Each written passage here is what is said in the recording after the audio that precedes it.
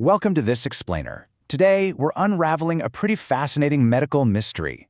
We're looking at exactly why we seem to lose our emotional resilience as we get older, and, more importantly, how we can actually fix it. Let's dive right in with a staggering statistic. Nearly 90% of people with dementia develop neuropsychiatric symptoms. And sitting right there at the center of that problem, anxiety. This is a massive issue. It dictates the quality of life for millions of people and their families, completely transforming their daily reality.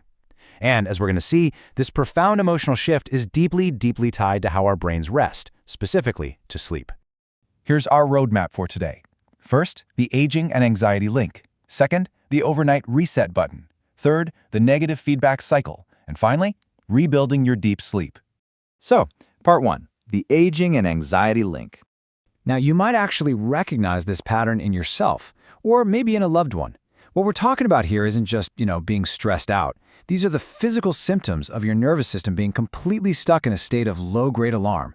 We're talking about racing thoughts, chronic muscle tension, poor concentration, and that sudden, totally disproportionate irritability from incredibly small inconveniences. Like absolutely snapping just because you dropped your keys or spilled a drop of coffee. It's an exhausting way to live. A lot of people falsely blame aging itself for this loss of emotional resilience. They just assume it's a natural, unavoidable part of getting older. But researchers at UC Berkeley have pointed to a far more specific, hidden culprit. That culprit is actually a breakdown in the deepest stage of our non-REM sleep. So it's a sleep structure issue, not just an inevitable aging issue. Which brings us to part 2, the overnight reset button. To really understand the culprit behind our daytime anxiety, we have to look at slow-wave sleep. You can think of this as the brain's critical overnight maintenance shift. During this stage, your brain waves slow way down to one long, rolling pulse per second. This serves as a powerful neurological reset button. It recalibrates yesterday's stress and literally clears the accumulated background noise right out of your nervous system. Have you ever slept 9 hours but still woke up completely exhausted? Well, this is why. We absolutely have to separate sleep quantity from sleep structure.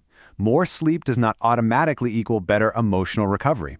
You could spend 8 or 9 hours technically laying in bed, so a high sleep quantity, but if your brain fails to generate enough restorative slow-wave activity, which is that vital sleep structure, you're still going to wake up feeling emotionally strained and fragile. And the clinical data backs this up perfectly. In overnight sleep lab monitoring of older adults, researchers looked closely at the NREM2 stage. That's the deeper phase of non-REM sleep right before we dream. And they found that lower deep sleep directly predicted significantly higher anxiety symptoms the very next morning. On the flip side, high slow-wave sleep resulted in low anxiety. It's a direct, undeniable link. Your emotional resilience tomorrow is entirely dependent on your sleep structure tonight. Let's look at part 3, the negative feedback cycle. Researchers actually discovered a brutal negative feedback cycle here. When you miss out on slow-wave sleep, your anxiety naturally goes up. But then, that resulting daytime emotional strain ruins your sleep the following night. You end up bringing all that tension to bed, lying awake staring at the ceiling because your daytime anxiety simply won't let your heart rate drop. And because you sleep poorly, your anxiety rises even further the next day. The cycle just continuously reinforces itself, spiraling downward.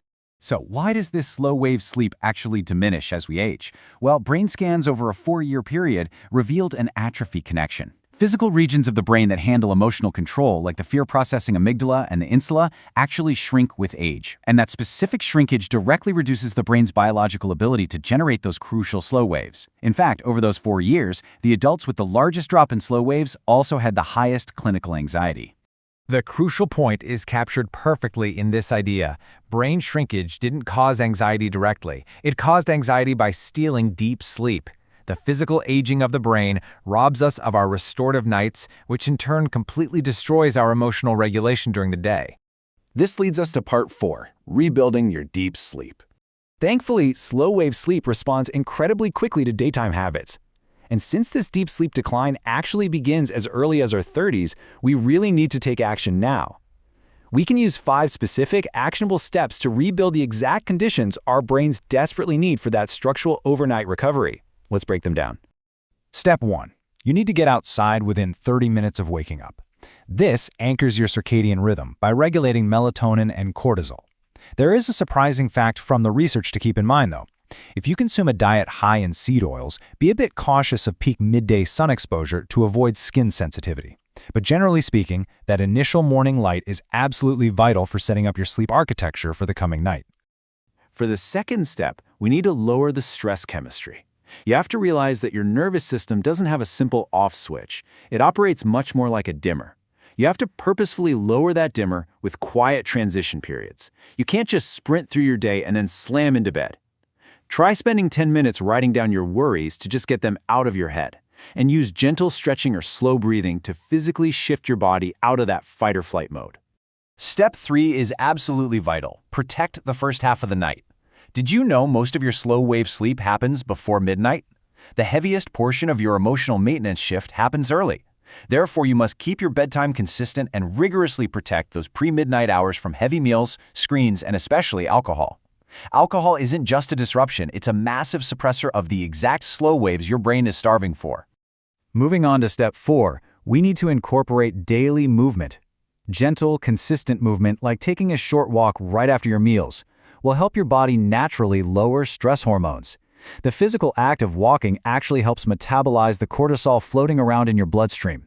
This stabilizes your nervous system, preventing you from bringing all that excess physical tension right into your mattress. Finally, step 5 ensures your overnight maintenance isn't interrupted by fragmented sleep. You need to build a supportive sleep environment. Basic hardwired human biology requires darkness and cool temperatures to truly power down. So keep the room pitch black with blackout curtains, dim your house lights after sunset, and stop drinking large amounts of fluids close to bedtime so you aren't waking up and breaking that slow wave cycle. If you want to protect your emotional resilience for tomorrow, you've got to protect your bedroom environment tonight. I want to leave you with this final provocative thought. Deep sleep is the absolute foundation of how well your brain ages and how resilient you feel every single day. Your brain's dimmer switch takes hours to lower. So, what are you doing tonight to turn it down? Really think about how you'll change your daytime routine, starting today, to protect your nighttime brain.